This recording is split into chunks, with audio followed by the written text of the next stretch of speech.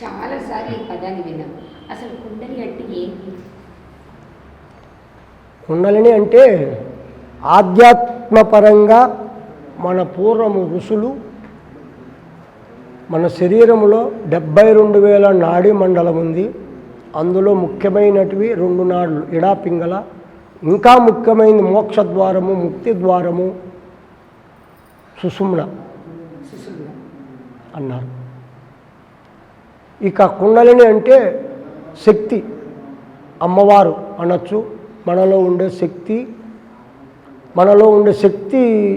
100% శక్తి అయితే 90% కుండలిని శక్తి రూపంలో అధోముఖంగా మూలాధారంలో ఉంది. 10% మనకు ఇప్పుడు ఉపయోగపడుతున్నది అన్నమాట.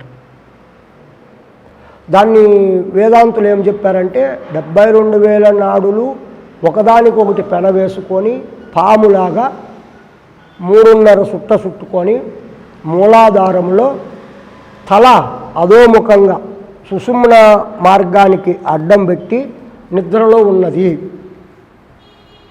నిద్రలో ఉంది కాబట్టి అజ్ఞానంలో ఉన్నాము. దేవుడు వేరే, జీవుడు నేను, నాకంటే అతీతంగా దేవుడు ఉన్నాడు అనే భావనతో ఉన్నాం. ఇప్పుడు ఆ కుండలిని అనే శక్తిని జాగృతం చేసుకొని షడ్చక్రాలు దాటిస్తూ సహస్రారానికి వస్తే అప్పుడు తన నిజస్వరూపం నేను దేవుణ్ణి, నేనే దేవుణ్ణి, నాలో కాదు, నేనే దేవుణ్ణి. ఇన్నాళ్ళు తెలియక అజ్ఞానంగా జీవుడు అనుకున్నాను, నేనే దేవుణ్ణి అనేది అర్థమవుతుంది. ఆ జాగృతి, మీరు చెప్తున్న జాగృతి అనేది ఎలా వస్తుంది గురుగారు? సాధన చేస్తే వస్తుంది, ఇంటే రాదు, చూస్తే రాదు, చేస్తే వస్తుంది. సాధన చేస్తే వస్తుంది. సాధన చేయాలి. దానికి ఆహార నియమాలు ఉంటాయి, యమ నియమాలు. మన పతంజలి మహర్షి చెప్పినట్లు యమ నియమ, ఆసన, ప్రాణాయామ, ప్రత్యాహార, ధారణ, ధ్యాన, సమాధి అన్నాడు. వాటిని మనము పాటించాల్సి ఉంటుంది. ఇక అటయోగ ప్రదీపికలో షట్చక్రాలు భేదన చెప్పారు, ప్రాణాయామ టెక్నిక్ చెప్పారు, తర్వాత క్రియలు, షట్క్రియలు చెప్పారు. షట్క్రియలు అంటే సూత్రనేతి, జలనేతి, వస్త్రదౌతి, వామన, శంఖ ప్రక్షాళన, వజ్రోళి, ఇలా సాధనలు చెప్పారు. వీటిని ఈ షట్చక్ర ఈ సాధనలు ఎందుకంటే ఇప్పుడు మనం ముక్కులు శుభ్రం చేసుకోవాలి, శ్వాస ఉచ్ఛ్వాసలు ఫ్రీగా ఆడాలి అంటే జలనేతి, సూత్రనేతి చేసుకోవాలి. దాని నుండి లోపల శుభ్రం పడుతుంది. ఇప్పుడు మన ముక్కు రంధ్రాల్లో గాలికి బయట వెళ్ళినప్పుడు లోపలంతాను సూక్ష్మజీవులన్నీ కరుచుకో ఉంటాయి, లోపల మనకి కనపడవు. కొందరికి ముక్కులు 2 కూడా బిగుసుకున్నట్లుంటాయి, దిబ్బడేస్తుంటాయి. వీటన్నిటినీ ఫ్రీ చేసుకోవాలి. ఇప్పుడు మనం ప్రాణాయామం సాధన చేయాలంటే శ్వాస ఉచ్ఛ్వాసలు ఫ్రీగా ఆడాలి. అవి శుద్ధి చేసుకోవాలంటే ఆ క్రియలు ఉపయోగపడతాయి. జలనేతి, సూత్రనేతి ఉపయోగపడతాయి. ఇక వస్త్రదౌతి అంటే లోపల, ఇప్పుడు మనం పైన శరీరాన్ని శుద్ధి చేసుకుంటున్నాం, కానీ లోపల పేగులు శుద్ధి చేసుకునేది ఎలాగా? అప్పుడు వస్త్రదౌతి అంటే బట్ట మింగి మళ్ళీ తీయాలి. అప్పుడు లోపల ఉండే కల్మషం అంతా బట్టకు వస్తుంది. సామాన్యులు కాదు, ప్రతి ఒక్క మనిషి చేయొచ్చు. సామాన్యుడేంది, ఇంకా అసామాన్యుడేంది, అందరూ ఒకటే. అందరికీ అన్నీ ఉన్నాయి, కళ్ళు, కాళ్ళు, చేతులు అన్నీ ఉన్నాయి కదా. ఇక సామాన్యుడే అసామాన్యుడే ఎలా, ఇద్దరు ఒకటే. తెలియదు, వాళ్ళకి తెలియదు, వీళ్ళకి తెలుసు, అంతే తేడా, అంతే, అంతా ఒకటే. అప్పుడు ఆ లోపలంతాను క్లీన్ జరుగుతుంది. అప్పుడు రోగాలు రావు. ఇంకా నవ్వులి, అగ్నిసార, పొట్టను లోపలికి ఈడ్చుకొని సాధన చేయాలి. దాని నుంచి షుగరు తక్కువవుతుంది, మలబద్ధకం తక్కువవుతుంది, పొట్టకు సంబంధించిన రోగాలన్నీ పోతాయి. ఇంకా శంఖ ప్రక్షాళన అంటే మన పొట్టను ఇంకా బాగా శుభ్రం చేసుకోవాలి. మలము లోపల కరుచుకొని ఉంటుంది, దాన్నంతాను బయటికి తెచ్చే మార్గం శంఖ ప్రక్షాళన అంటారు. వామన అంటే నీళ్లు బాగా తాగి మళ్ళీ వాంతికి చేసుకోవాలి. లోపల ప్రక్రియలు ఇప్పుడు చెప్పేటివన్నీ బాహ్య ప్రక్రియ అయితే కనపడుతుంది, బాగా తోముకుంటాము, ఈపు ఎవరో ఒకరు తోముతారు, లోపల ఎవరు తోముతారు? పేగులు కోసి సర్జన్ చేసి డాక్టర్లు చేసేటివి కాదు అవి. ఇలాంటి క్రియలు మన పూర్వం ఋషులన్నీ ఇచ్చారు. ఇలాంటివన్నీ చేసుకొని పతంజలి చెప్పిన యమ నియమాలు పాటిస్తూ, ఆహార నియమాలు పాటిస్తూ, ప్రాణాయామ సాధన చేసినట్లయితే కుండలిని శక్తి అందరికీ కూడా సిద్ధిస్తుంది. చివరిగా ఒక ప్రశ్న గురువు, ఈ సాధన, మోక్షం, కుండలి ఇవన్నీ వచ్చాయి మనిషి సర్వసాధారణంగా కలిగే విషయం.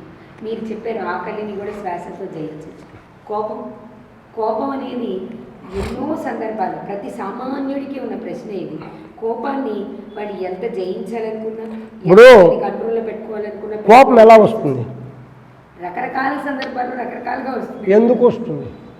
దానికి సమాధానం ఒక్కొక్క మనిషి ఒక్కొక్కలా చెప్తాడు. 100 సమాధానాలు ఉన్నాయి సామాన్యుడికి. కోపం ఎందుకు ఆ సమస్యలన్నీ ఎలా వస్తున్నాయి? ఒకరికి నచ్చకపోవడం వల్ల రావచ్చు, ఎందుకు? లేకపోతే ఒకరికి ఇష్టం లేని పని. అదే ఎందుకు? సందర్భాన్ని బట్టి ఉంటుంది. అలా కాదు. ఇప్పుడు కోపం రావాలంటే వానికి వ్యతిరేకంగా ఏదో ఒకటి జరగాలి. అదే ఇష్టం లేదు. ఆ వ్యతిరేకం ఎందుకు జరుగుతుంది? నువ్వు కరెక్ట్గా ఉండు. ఎదుటి వ్యక్తి వల్ల జరగచ్చు. కరెక్టే. ఇప్పుడు నువ్వు కరెక్ట్గా ఉండు. మనం శరీరం ఇప్పుడు ఓ సర్పం ఉంది కదా, సర్పం ఉంది, మనకు ముందే భయం. బాగినండి, పామును చూస్తే మనకు ముందే భయం, కరుస్తుంది అని కదా. అది పోతా ఉంటే కరుస్తుందని దాన్ని కొడతాం, దాని అంతకు అది పోతుంది, కరసదు. నువ్వు ఊరికే ఉంటే అది వెళ్ళిపోతుంది, నువ్వు ఉండలేవు కదా. అప్పుడు అది కరుస్తుంది, నువ్వు కొట్టే పోయినప్పుడు దానికి భయమే కరుస్తుంది. ఎవడు తప్పు దీంట్లో? ఇందులో తప్పు అది అది అది చేయకపోతే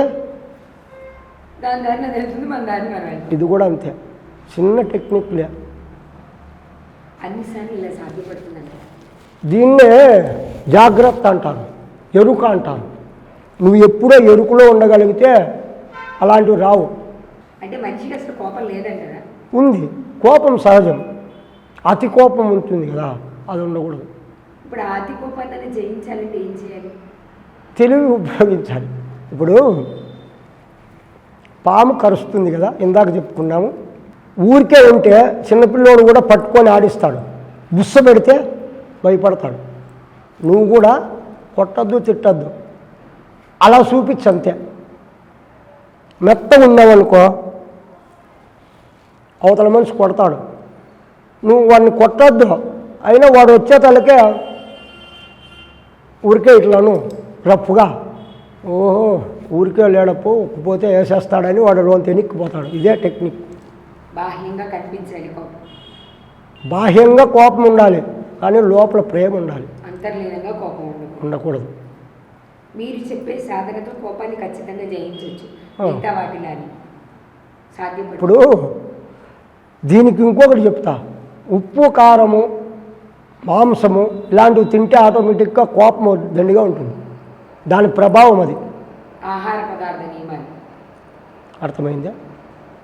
అవి తగ్గిస్తే ఇప్పుడు అంత వద్దు. ఇప్పుడు మీరు ఇక్కడ ఉన్నారు, ఓ 2 పచ్చిమిరపకాయలు ఇస్తాను తినండి, అప్పుడు మీ కథ చూడండి. ఇంత వినయంగా మాట్లాడవు నువ్వు. అప్పుడు మాట్లాడతావా? మాట్లాడవు, కన్నులు ఎర్రగా అయిపోతాయి. ఎందుకంటే లోపల మంట ఉంది కదా, ఆ మంటను తట్టుకునే శక్తి లేనప్పుడు కోపం వస్తుంది కదా.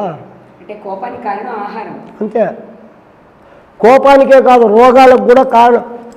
ఇంకోటి చెప్పాలంటే చాలామంది బాగా తింటే శక్తి వస్తుందంటే, ఎక్కువ తింటే చచ్చిపోతాడు పెరిగే మనిషి. మళ్ళా ఏంది, ఎక్కువ తింటే అరిగించుకోలేక చచ్చిపోతాడు. ఇది విషయము. తక్కువ తినాలి, మితంగా మాట్లాడాలి, మితంగా నిద్రపోవాలి, అప్పుడు ఆరోగ్యంగా ఉంటాడు. అప్పుడు మనశ్శాంతిగా ఉంటాడు.